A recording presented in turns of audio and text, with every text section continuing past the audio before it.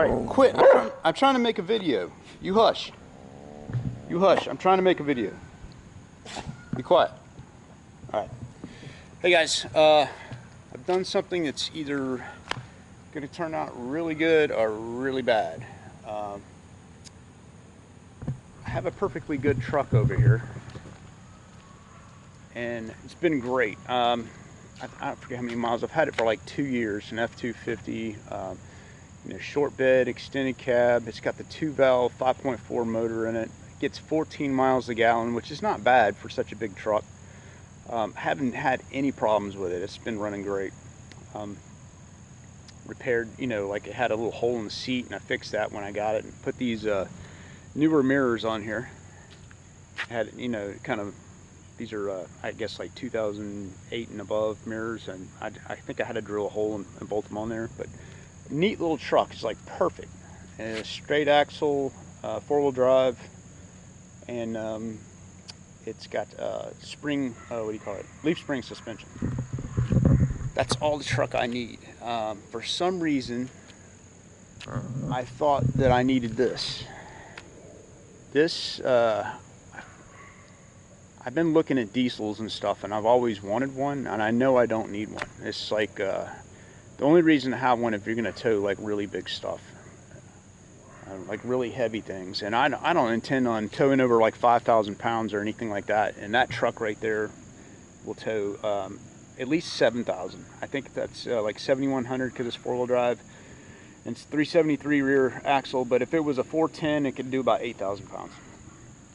I don't know what the capabilities of this are, but this one has got like 350 horsepower, 600 foot-pounds of torque. I got this from a salvage vehicle place, and the owner was going to fix it up and use it himself. And they said that they needed money to keep the operation running, so he had to sell this.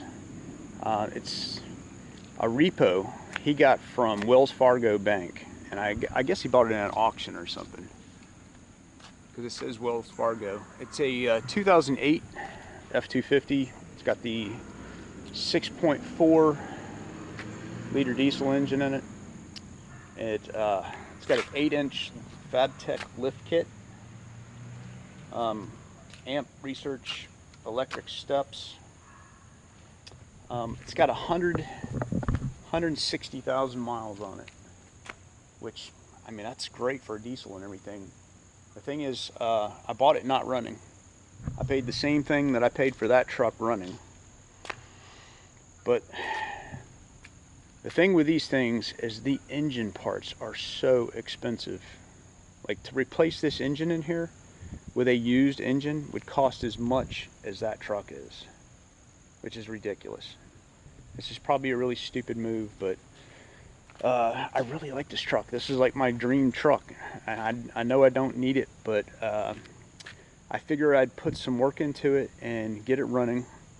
Hopefully, if it's not bad. I don't even know if the engine's got like a cracked piston in it or any of this stuff. But somebody's put a lot of money into this with the lift kit and the steps. Hush. 20-inch wheels. And this is the weirdest thing. I don't know what the deal is with this right here. Hey! Hush! Dog's going crazy around here.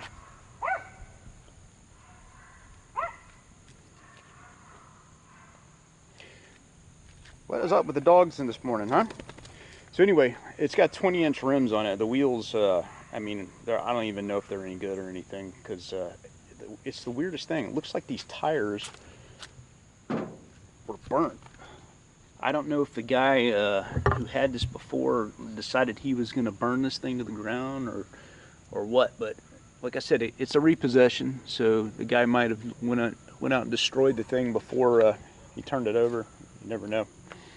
But here's the weirdest thing. Looks like somebody set fire in the bed back here and burnt the bed, which is no big deal. I mean, it's not like warped or anything. It's just, it's going to need to be repainted, and it's still useful.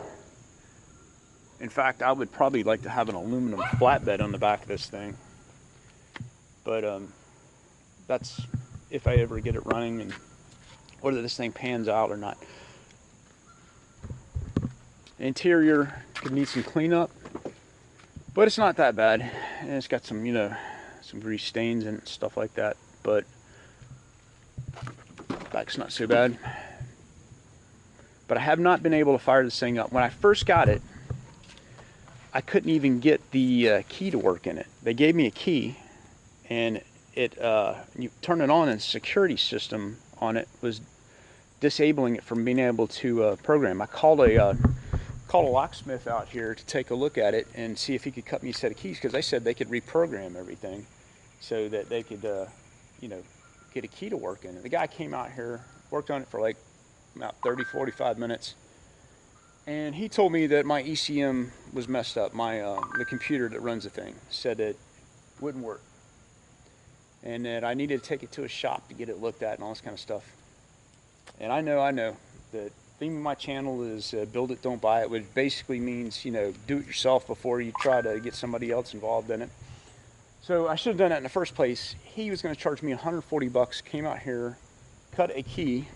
Let me see the key I got. Cut a generic key. It's not even a Ford key or anything.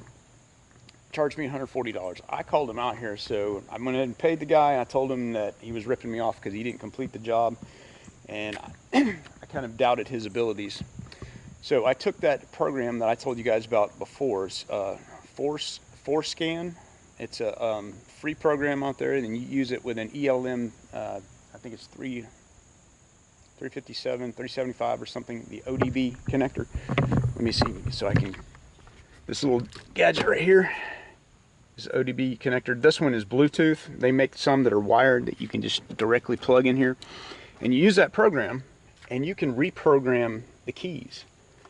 So I went in there, reset the whole thing, ended up taking the key that he left that did not work. I called his boss and told him, you know, I said, you guys cut a key telling me my ECM wouldn't work, and then charged me full price for it. Well, they ended up refunding half of it, and they said, we want the key back, and I left it in the mailbox and never came back and picked it up, everything. So I gave it a shot myself, and I programmed it with that ForScan software, which I'll leave a link in the bottom if you guys want to take a look at it. It's free to download. You just need that little piece of hardware that plugs into the ODB2 port to get in there and reprogram your keys. Took me about 30 minutes messing around with it, reading a little bit of stuff online. I reset it, got 2 keys programmed. And the problem was, when I read the diagnostics on it, only 1 key was programmed, and it required 2 keys, or else it disabled the engine from being able to be cranked. So now I've got it at a state where I can crank the engine over. The ForScan, you know, make sure I got that right. Hopefully I'm saying that right. But anyway, with that, you can read all of the fuel figures. You can read any of the codes that are present in the computer. You know, and I'm not getting any codes right now. I'm getting codes for like 4-wheel drive system or the ABS, you know, stuff like that wouldn't disable the engine from running. The only thing I can figure out that's wrong with it right now, I'm getting fuel pressure, which is the fuel rail pressure is 5,000 psi, and I read that that's what's required to get the thing to start. So I'm getting that. So hopefully my fuel system's not bad on here, which is one of the most, you know, most expensive things to replace on here. But anyway, the only thing I can figure right now is the engine's only rotating at I think it's like 80 to 100 RPM, which is not very fast for a diesel. You need a lot of RPM to you know, get the compression going so that you get combustion. Because basically it's fuel and compression that make this thing run. From what I understand, that's the basics. Like I said, this is my first diesel, and I'm, you know, no experience with them at all. But that's one of the reasons I want to do it. I want to learn about these, and for good or bad, if I ever want to, you know, mess around with that. I know the cool thing about it is you can get almost 20 miles a gallon with these things if you tune them right and everything. I'm not interested in, you know, hot rodding this thing, even though these things can be hot rodded. Like, just stock is 350 horsepower, and you can put a tuner on it to bump it another, you know, 100 to 150 horsepower, which, you know, puts you in the 500 horsepower range. Is ridiculous. I'm used to, you know, like 200 and probably 225 or something like that in that truck. So Anyway, I think it's a worthwhile project, and hopefully I'm not going to end up upside down in it. Just the core in these engines, a core engine that can be rebuilt, they're telling me is like $1,500. So hopefully, you know, mine's good if I have to go into it that far. But what I'm hoping there's enough life left in here with 160,000 miles that it'll be worthwhile to get it cranked, and there's enough engine left in it to get it running. Let me show you. Oh, some more details about this thing. Oh, it had this ugly grill on it. I put this grill on it. I picked this up off Craigslist because I really like the black grill. And I love this body style. This they only made this 2 years. This maybe 3 years. 2008, 2009, 2010. Anyway, came with this super ugly grill on it. Yeah. So took that off first thing. Got it to where I, you know, like the way it looks and everything. All this good stuff. It's got a EGR delete on it. Oh, bear with me. Oh, thing's heavy. Okay. And the DPF. It's got a DPF delete and intake on it. So I ended up, it had 2 batteries in it that were nearly new. So I took them back to the store, and they gave me some money back for, you know, what life was left in them, and I ended up buying 2 new batteries and tried to crank it, and still I'm only getting 80 RPM. So I think I have a bad starter in this thing. So I went to the junkyard and picked up a starter off another model. It's only got 50,000 miles on it. I'm going to try that today and see if I can get this thing running. So here's another modification back here.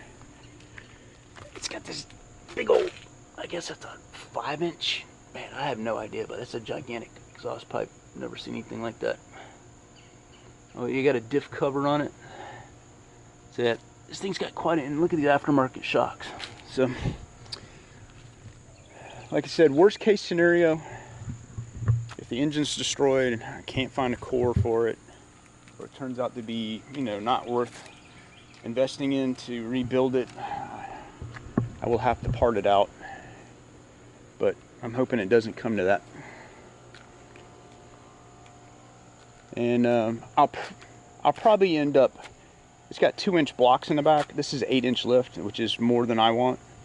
I'll probably take the 2-inch blocks out of the back and buy a set of